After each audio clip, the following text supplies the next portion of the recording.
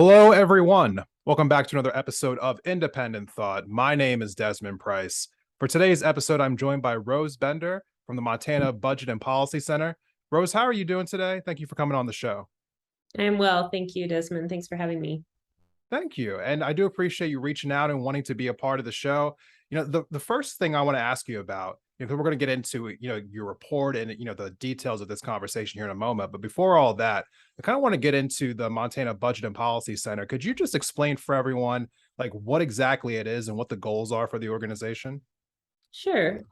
We are a research and advocacy group. So we work to advance equitable tax, budget, and economic policies at the state level that promote opportunity and fairness for all Montanans. We work on issues related to state tribal relations like tribal language and tax, affordable housing, childcare, healthcare, and economic programs that help families living on low and moderate incomes, like our state earned income tax credit. Okay. And so we're talking today about the history of taxation in Montana. Like what exactly were you looking for, like as you were going into this report? And then what exactly did you end up finding as you were going through and trying to figure out exactly how the history of taxation has been affecting people in the state? Sure.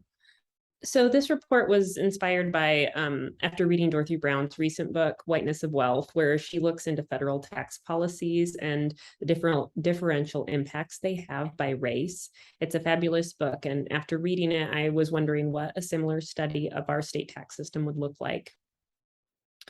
And this report doesn't even close to cover the kind of research that Brown did in her study, but I was able to dig into a handful of Montana's tax policies, their history, and the relationships to tax policy history in other states, and impacts across race and income also. Okay, so actually, now that when you bring up that book, could you actually tell me a little bit more about that book in general? Like you're saying that it was like kind of like an inspiration for what you were doing with your reporting here. What did you read in that book that kind of got the gears turning a little bit to make you look within our own state? Sure. Well, Dorothy Brown digs into some policies. Dorothy Brown is an attorney filing her parents' tax returns and notices how much her parents are paying in tax compared to her, looking at income levels. And the issue that she ends up beginning to dig into is the married filing separately issue at the federal level. This issue is interesting to me because in Montana, we actually don't follow this provision, right? We've allowed folks married to file separately on the same form. Okay. Which is actually a wonderful policy. And that was changed with Senate Bill 399 that was passed last session. But because of how they put income levels into the new proposal, still people married filing, people will be able to still get the same treatment filing married as not filing married. But anyway. Okay. So, when we were speaking prior to this, you had mentioned that, one of the things that you kept finding, across the board were like a regressive taxes, that were being implemented on different Montanans here. Could you just, for the sake of like clarification, can you talk about what exactly a regressive tax is and why it is or is not a good thing? Sure. So a regressive tax is one in which folks living on lower incomes are paying a higher share of their income in state and local taxes, or whatever kind of taxes you're looking at, than higher income people. So like a sales tax, for example, is regressive because everyone's buying the same jug of milk. If there's a tax on milk, they're paying the same tax rate, but people with lower incomes have less money than people with higher incomes, so they're paying a larger share of their incomes in that tax. So there's regressive taxes, there's proportional tax system, and then there's progressive tax system. Regressive would be those on the lower incomes pay a higher share, those on the higher incomes pay a lower share of their incomes and taxes. Proportional would be everybody pays the same share of their income and taxes. And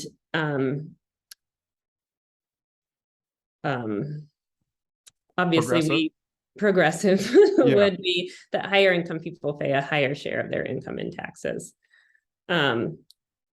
So regressive taxes obviously are not what we believe is fair, but any tax provides revenue that allows us to collectively provide services that our communities need, like public schools, roads and bridges, infrastructure. So yes, taxes are beneficial, but ideally a tax system would be progressive so that folks with more incomes would be paying a higher share than those with less. Right. And like through your findings, did you find that Montana had quite a few different regressive taxes? Is that what you came across? Montana does have a regressive tax system overall, if you look at all state and local taxes. And a lot of the research I've done in state and local tax system and regressivity and progressivity of state tax system is models done by the Institute on Taxation and Economic Policy.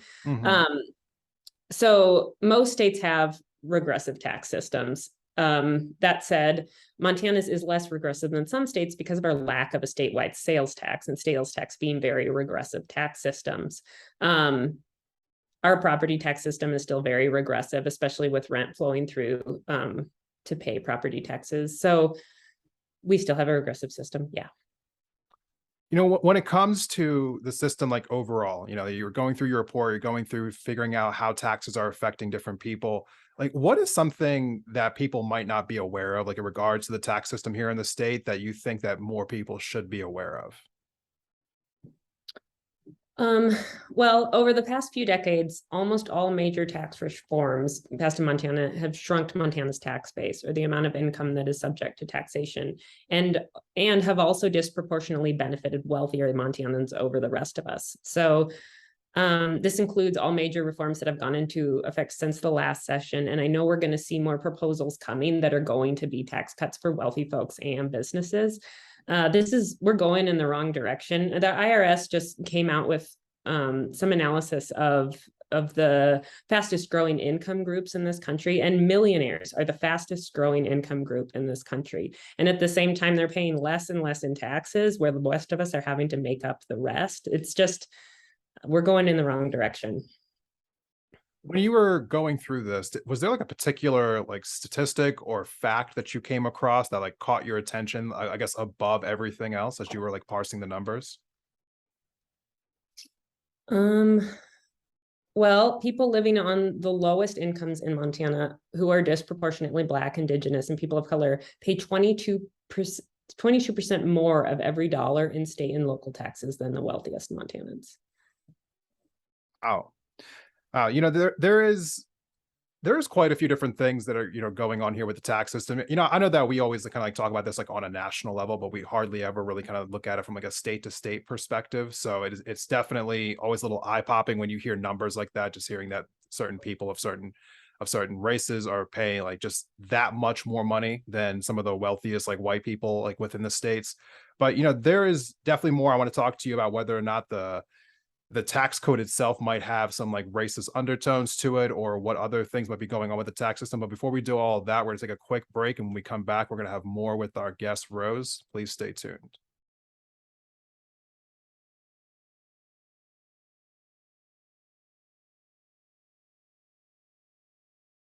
Welcome back from the break, everyone. Thank you for sticking with us through this episode of Independent Thought. So before we went onto the break, you know, we're talking about the different ways that, you know, like tax policies are affecting people in Montana, regressive versus proportional versus progressive. And the whole like reason that you were doing this in the first place, so you were trying to figure out how taxation was affecting people of color versus, you know, like I guess white people here in the state.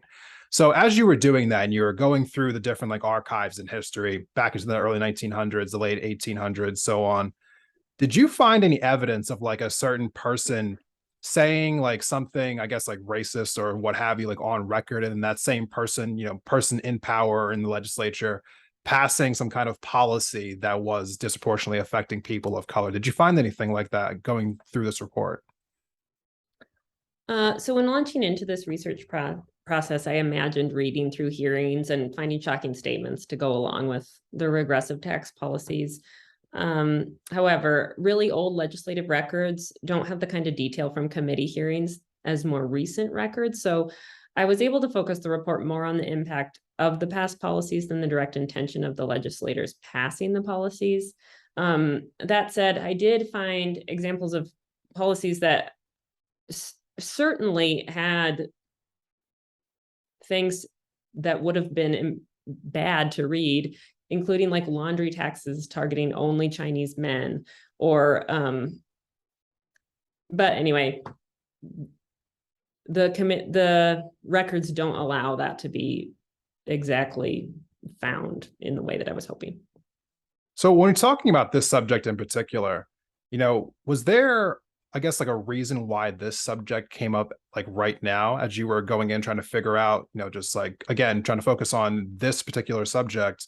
Uh, why did this subject come up now as opposed to maybe like at another time? Well, as I mentioned, I was initially inspired by Dorothy Brown's book, but there's also just an outlay now of more information coming out looking at taxes by race, and from this information we're seeing some reports coming out in other states. The Institute on Taxation and Economic Policy, their analysis of state and local tax systems are showing incidence by race, not just by income levels. So it's interesting as a tax policy person to be able to launch into values-based language, how our tax system is impacting people and why, and whether that's good or bad, rather than just the dry numbers. Right. And on a more personal level, when I was reading Dorothy Brown's book, the particular provision that she kind of launches into initially is this married filing separately provision in federal tax code, which essentially was passed a long time ago by white men in power who were very wealthy and had stay-at-home wives, right? And this provision allows essentially a very large earner who has one income to pay lower tax rates than two earners making similar amounts of income who also have to pay for childcare and whatnot. And as a woman in a middle-class two-earner household, I may be white, but I really felt a connection to that. That isn't fair. That isn't fair that I have to pay a higher tax rate than this white dude who has a stay-at-home wife. So there's a connection there too, personally. Okay. And I kind of want to stick with that theme because when it comes to different reasons why people do what they do, I tell people all the time, like all the different reasons that led into me wanting to do this podcast, for instance, and how different instances in my life particularly like led me to doing this job. For you, working at the Montana Budget and Policy Center, constantly looking through how these different things are affecting people across the state, like what specifically led you to wanting to do this job, and why is it important to you? Well, that's a great question. So I always